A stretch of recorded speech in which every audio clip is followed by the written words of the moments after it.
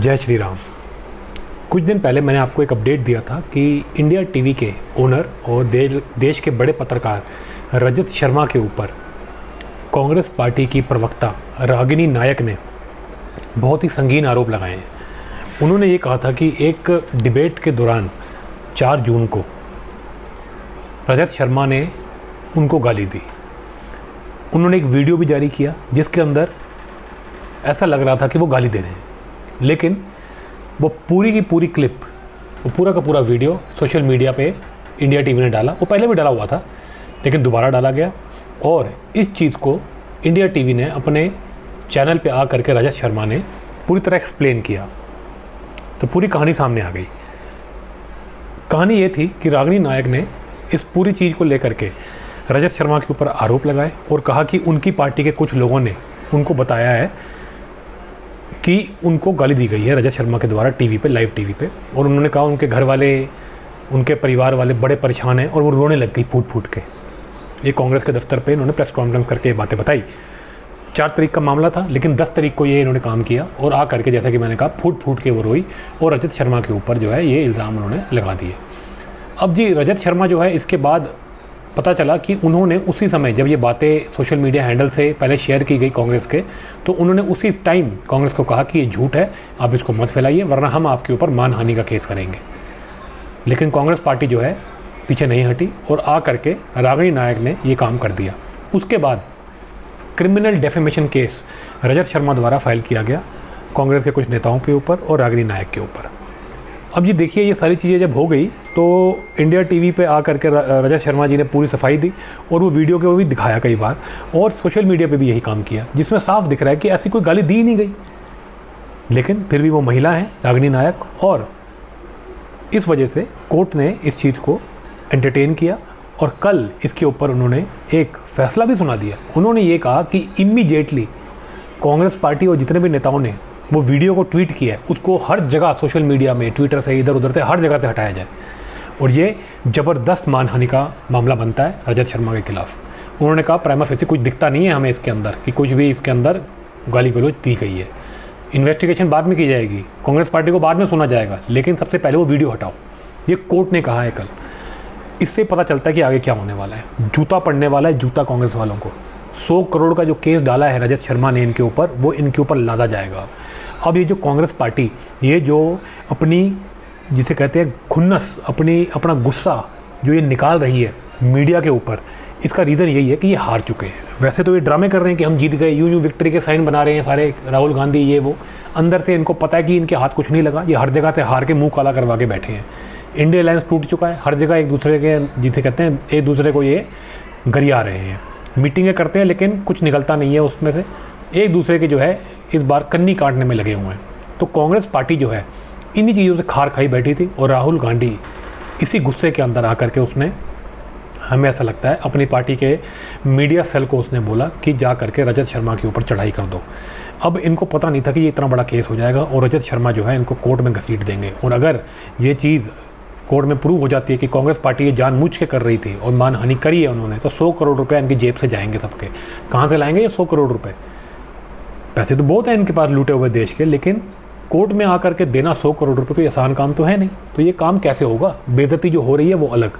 अब मैं जी आता हूँ थोड़ा बैकग्राउंड के अंदर। बैकग्राउंड ये है कि रागिनी नायक हर चैनल पर जाके वैसे ही गालियाँ निकालती है। वो उस औरत को वैसे ही चैनल ने बुलाना बंद कर दिया है क्योंकि उसकी भाषा ही इतनी गंदी है। वो कई बार टीवी चैनल्स के ऊपर आ करके दूसरों को अभद्र बातें, अभद्र गालियाँ देने के लिए मशहूर है। उनकी बड़ी लड़ाई जो है वो मशहूर हो गई थी गौरव भाटिया के साथ, जो उनकी हुई थी टीवी के ऊपर, लाइव टीवी पे उन्होंने उसके परिवार को, उसके बाप को ऐसे ऐसे वर्ड यूज़ किए थे। उसके अलावा कई बार वो चढ़ाइयाँ कर चुकी हैं एंकरों के ऊपर, बकवास कर चुकी हैं, कई बार उल्टी पुल्टी बातें बोल चुकी हैं। तो ये सब चीज़ें तो उनकी खुद के साथ ये एसोसिएटेड है रागिनी नायक के साथ, और यही इल्ज़ाम उन्होंने रजत शर्मा पर लगा दिया। भैया, जिस चीज़ के बारे में तुम कुख्यात हो उसको लेकर के तुमने रजत शर्मा पे आरोप लगा दिए और आकर के रोने लगी, लोगों की सिंपैथी गेन करने लगी। अब कोर्ट से झटका लग गया है। अब कोर्ट को बोलो जा करके क्यों किया ये नाटक, क्यों किया ये नाटक। इसका मतलब वो वीडियो जो तुमने स्प्रेड की थी वो झूठी थी। तुम झूठ फैला रहे थे रजत शर्मा के खिलाफ, तुम मीडिया को डराना चाहते थे, तुम मीडिया के अंदर एक मैसेज भेजना चाहते थे कि अगले 5 साल अगर तुमने हमारे हिसाब से काम नहीं किया तो हम तुम्हारे को फेक वीडियो चला चला के तुम्हारे को तंग कर देंगे। यही कह रहे थे ना तुम। इस इलेक्शन के अंदर भी फेक वीडियो चला करके तुमने ज़्यादा सीटें, 40 सीटें ज़्यादा पा ली, बीजेपी का नुकसान करा दिया, लेकिन बीजेपी को हरा नहीं पाए। भगवान जगन्नाथ ने बीजेपी को बचा लिया। प्रधानमंत्री मोदी आज भी प्रधानमंत्री बने हुए हैं और उसी तीव्रता से काम कर रहे हैं। वैसे ही कार्रवाई चल रही है भ्रष्टाचारियों के ऊपर। तो तुम तो बचोगे नहीं, माँ बेटा नहीं बचेंगे, ये बात मैं तुम्हें बता दूं। तो मीडिया को डराने की जो तुम्हारी ये पूरा षड्यंत्र था, ये फेल हो गया। अब सवाल ये आता है कि रजत शर्मा को क्यों टारगेट किया। रजत शर्मा को टारगेट इसलिए किया क्योंकि जो रजत शर्मा का प्रधानमंत्री मोदी के साथ जो इंटरव्यू हुआ था दिल्ली में मंडपम के अंदर, वो सबसे ज़्यादा फेमस हुआ और उसी की वजह से माना जा रहा है कि दिल्ली के अंदर 7 की 7 सीटें ये लोग हार गए, क्योंकि प्रधानमंत्री मोदी का वो इंटरव्यू था ही इतना हिट रजत शर्मा के साथ। तो इन्होंने रजत शर्मा के लिए पूरा ये षड्यंत्र बना करके उनको फंसाने के लिए ये षड्यंत्र रचा और ये पूरा प्लान जो है अभी का फेल हो गया है। अब जो ये मैसेज देना चाहते थे, मीडिया को डराना चाहते थे, वो तो ये नहीं दे पाए और उल्टा खुद फंस गए हैं। और अगर पैसे देने पड़े तो ये खून के आंसू रोएंगे। और रागिनी नायक जो हैं, ये ज़रा अपने बारे में सोचें, इनकी कितनी गंदी इमेज है कि टीवी वाले इनको बुलाते नहीं।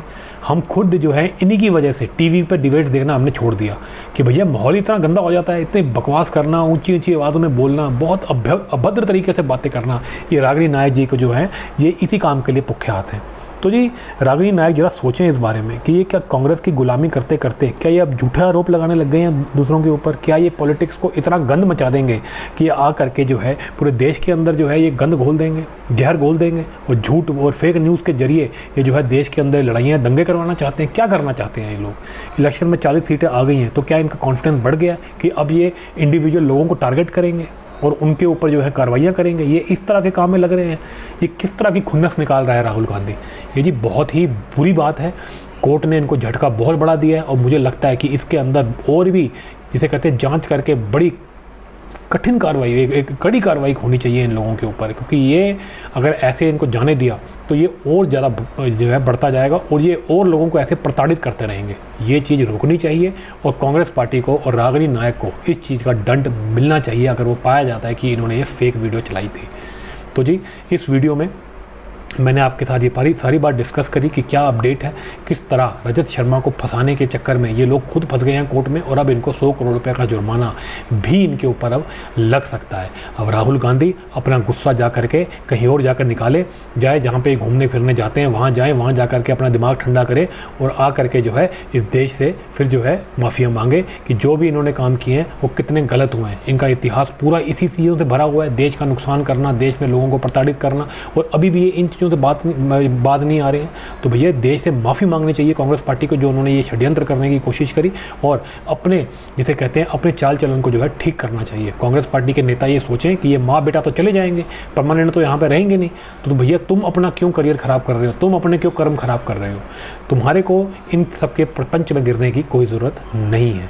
तो जी इस वीडियो में मैंने आपसे यही बताया कि अब कांग्रेस पार्टी जो है फंसती हुई नज़र आ रही है रजत शर्मा के ऊपर झूठा केस डालने के, झूठा इल्ज़ाम लगा